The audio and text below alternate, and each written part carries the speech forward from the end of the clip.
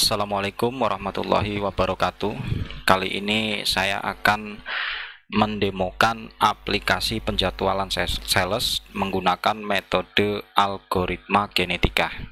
Nah, dari sistem yang dibuat ini memiliki dua hak akses, yaitu satu adalah akses untuk admin dan yang kedua adalah akses untuk sales itu sendiri.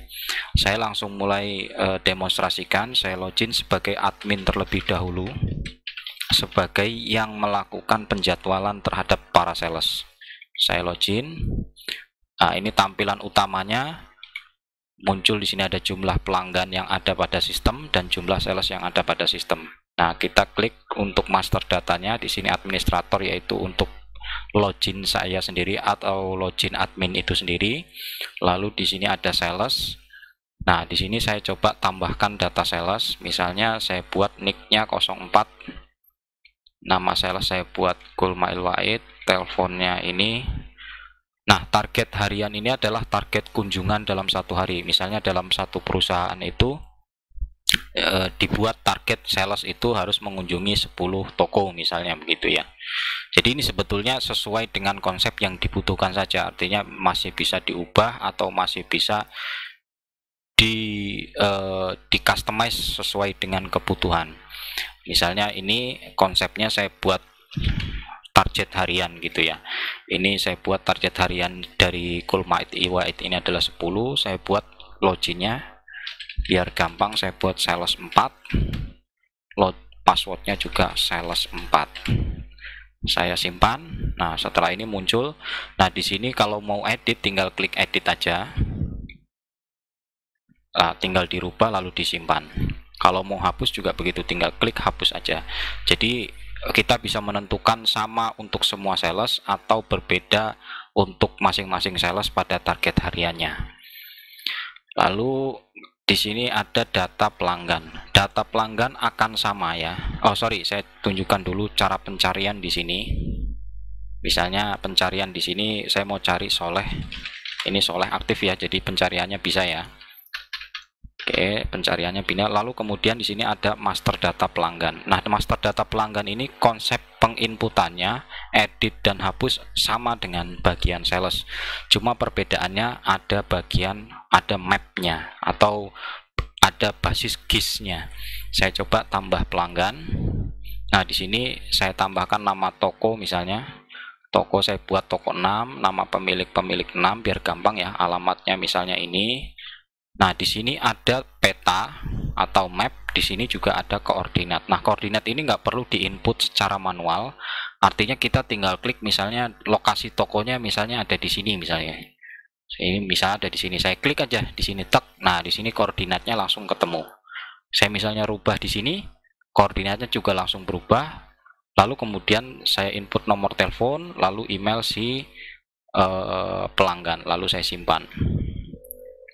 Nah, setelah ini selesai, pemilik 6 ini ada toko, berarti ada 6 toko yang bisa diproses oleh sistem ini.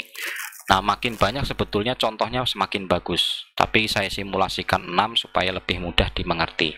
Lalu di sini ada setelah master data, dashboard, master data dan mulai kita melakukan penjadwalan. Nah, di sini tampil toko-toko yang akan kita jadwalkan kepada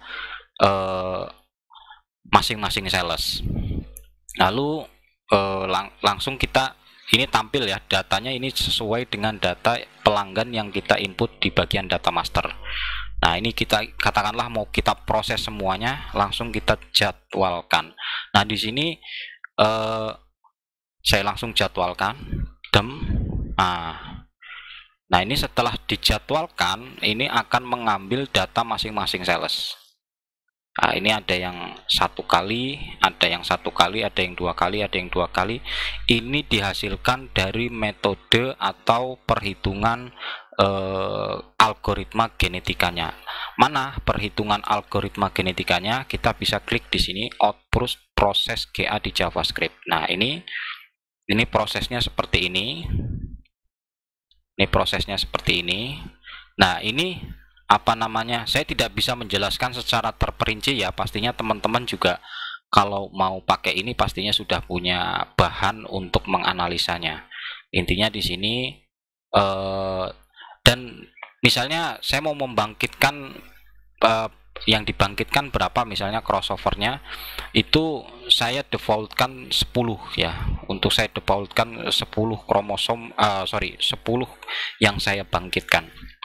Nah, itu saya create di source code. Nah, untuk yang untuk inputan dari parameter algoritmanya itu bisa disesuaikan dengan kebutuhan, tapi saat ini saya create di coding langsung, jadi tidak perlu ada inputan, supaya tujuannya karena saya menganalisa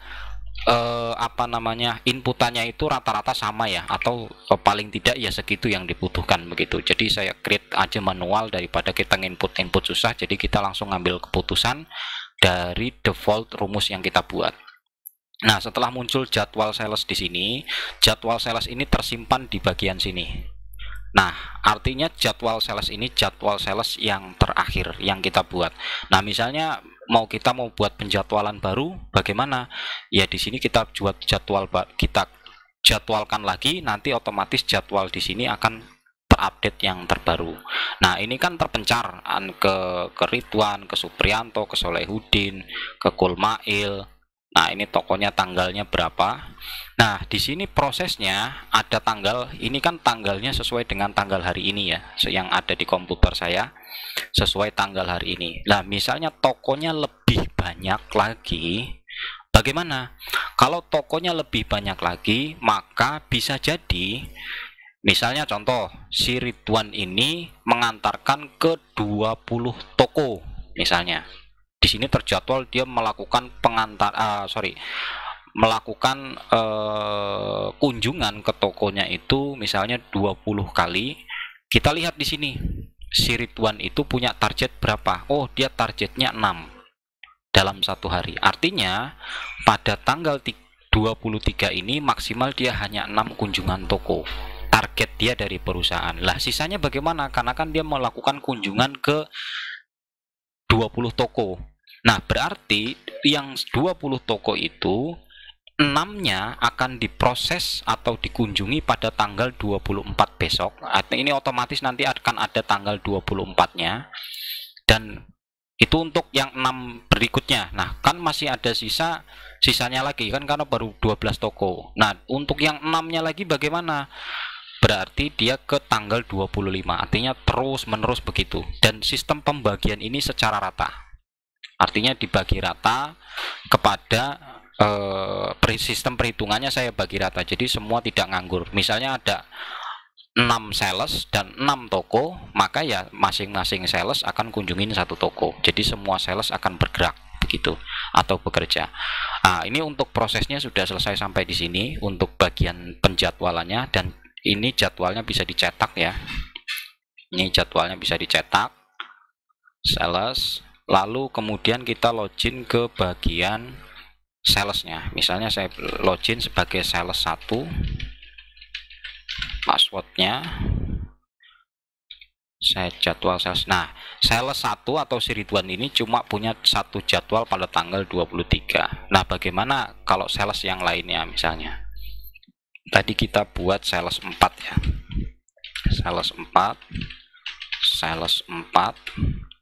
kita login, kita lihat. Nah, di sini Kulmail ini atau nama sales ini melakukan kunjungan ke 2 tempat. Begitu. Oke, algoritma ini tidak melulu harus seperti ini, jadi masih bisa dikembangkan sesuai dengan kebutuhan. Cukup sekian dan terima kasih. Assalamualaikum warahmatullahi wabarakatuh.